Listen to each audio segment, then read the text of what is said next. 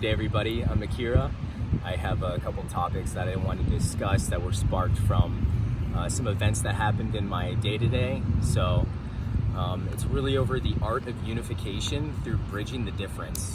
So I'm just going to get into kind of what happened and what I really learned from today's experiences, because it's very empowering and illuminating into not just my own power, but the power of reaching out and unifying through being here now and talking with people, and just how you go about communicating. So today we were at the park and we saw that they were shutting down the creek, and my initial response is like, whoa, why are they shutting down the creek? Just pure curiosity, but of course kind of can read into the situation and see what that's all about. But I saw that the police were there. I saw that they had the recreational service people setting up the thing, and then the camera crew was there filming it.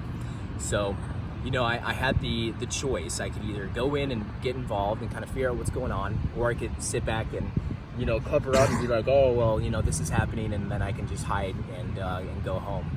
And I want to encourage and invite people that if you see something happening here now, make a stand and get up. If you feel in your heart that you need to get up and say something and get involved, it's incredibly empowering. And if you reach out to the people around you and just ask and inquire how they feel about the situation, that can be really empowering to really unify as a group collective and just to stand up in your own personal leadership.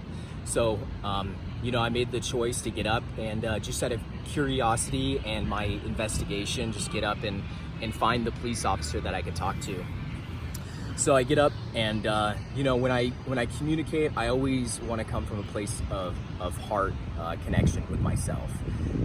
Anytime I communicate, I come from a place of honor and integrity that comes from within, being stern with my own honor code. And I know that I'm in alignment with my moral compass. So whatever happens in that situation to come, it doesn't really matter, because I know where I'm at. I know that, if I do have an agenda, I know what the clarity of that agenda is. I know what I'm doing. I know what the intent is. And for this, I knew that it was purely curiosity and an investigation.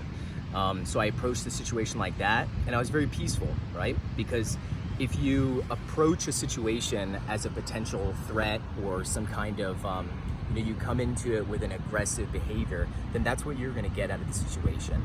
So I came across very peacefully. I made a connection, human to human. I said, hey brother, man to man, I know that you're just here doing a job, and I don't believe that you guys are stormtroopers, and I'm just curious on what's going on here. And then so we talked about it. I just inquired, the interrogatives. Why is this happening? How is this being done?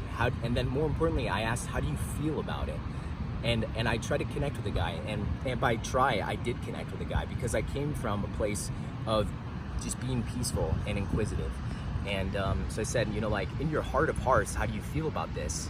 And he just spoke to me like a man, and he spoke his truth, and I honored him for that. And he honored me in return for that, because I didn't come at him waving a sword, like he was threatening me. I didn't come in any kind of aggressive standpoint, but I came in, I looked him in the eyes, and I said, hey, I'm a man in front of you, and I want to talk to man to man. How do you feel about this, right? Because we're all here, we're all humans, and that's the place that I want to come from. And when you come from a place and you are standing in your own nobility and your own honor, then nothing can sway you off of that. But also you charge people to meet you on that plane. So if you notice that if you come from a place of honor and integrity, and you come from a place of honoring the person that you're connecting with in a functional manner, and you respect them, you respect the communication, then that's what you're going to get, because your thoughts and your belief is what creates your reality, and people will feed with that. And if you work in harmony, then that's what you're going to perpetuate. So to caveat with that, that's essentially what happened. I talked to the police, and I had a beautiful conversation with this guy named Mike, right? He's a human. He's not a stormtrooper. He's here. He has integrity. He has a moral compass. He feels, right, like we all do. This is how we unify. I talked with the camera crew, wondering if they had an agenda, whether they were aware that, stories were being spun. I talked to the recreational guy just to see what is happening. How is this coming about? And more importantly, beyond the communication was the fact that, I chose to have courage to stand up and get involved.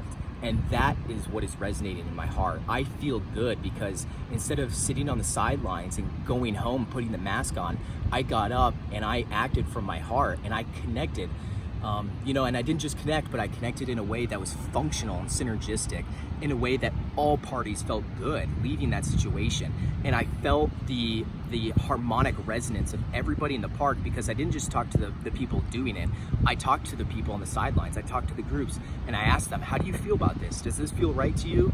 And I got their opinions. I got how they felt. And I took all of the collective opinions of everybody in the park, and then I connected even more with the people that were involved in the first place. And it felt good to stand up. It felt good to be in my truth and walking around in my power. And it wasn't a selfish power. It was a power of, I'm here to speak the collective truth. And I want to invite and encourage, and I want to empower and illuminate the ability to stand in love, in honor, integrity, nobility, in whatever situation that you find yourself in. Ask yourself and have that moment of self-reflection. Do I want to sit down, or do I need to stand up? Because the power of standing up and making your voice loud and clear and getting involved can change an entire moment. It can change an entire situation. It can change the entire world if everybody gets up and speaks from their inner knowing. And we do it in a non-aggressive and functional manner where we honor all parties. And we come from a place of honor and nobility and integrity, and we honor what is going on. There's a few other points I wanted to make, really just talking and caveating about dysfunctional ways of communication. So I'm just gonna hit it real quick, but you can tell when it's a dysfunctional situation, because there's so much more to communication than just words, right? You can speak about love, but if you're love this, love that, then it's all just hate, and that's what's the person is taking in, and then they feel like they have to defend themselves, so then they get aggressive. And it doesn't matter what words are being exchanged, if your emotion is projecting outward into whatever energy that is, then that's the situation that you're gonna get. But if you come from a place of you're calm, you're breathing into the dantian, you're relaxed, you know your truth, and it doesn't matter, you're not attached to that situation, but you're gonna connect and get involved, then you can have a peaceful, beautiful conversation where both parties feel like something really got done.